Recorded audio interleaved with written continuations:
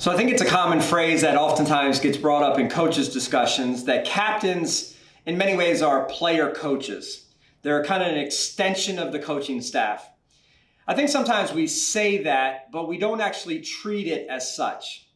I want to encourage you through this to really challenge your thought that these captains truly are an extension of the coaching staff, and they need to be treated that way. For example, I want you to think about a coach's hire. You're hiring out your staff.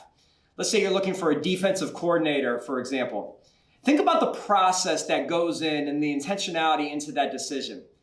There's an application process. There's an interview process. In many cases, a series of interviews. Oftentimes, you're speaking to referrals, people that they know, and kind of doing your background check and research on them.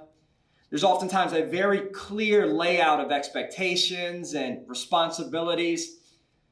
Those things are heightened when it's a paid position specifically, right? You want to make sure you get it right.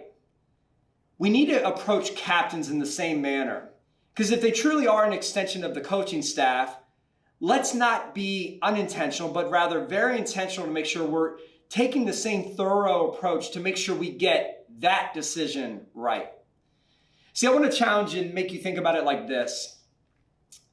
When we hire a coach, for example, and they don't perform up to expectations, let's say you're the head coach, that is a reflection on you. Whether valid or not, that's how it's perceived. That you didn't hire well, you didn't develop well, you didn't lead them well, whatever it happens to be. Their lack of performance falls on you. Well, the captain should play out the same way. If the captains that you select and you as the final decision maker oversee and guide through, if they do not lead our team to another level, if they do not perform at a high level as a captain, that is a reflection on you. And if we're viewing them as extensions of the coaching staff, that should make sense. It should be understandable because they're part of the coaching staff team. Rather than just simply saying they're essentially player coaches or an extension of the staff, I want us to truly feel it. I want us to truly live it. I want us to approach it in that manner.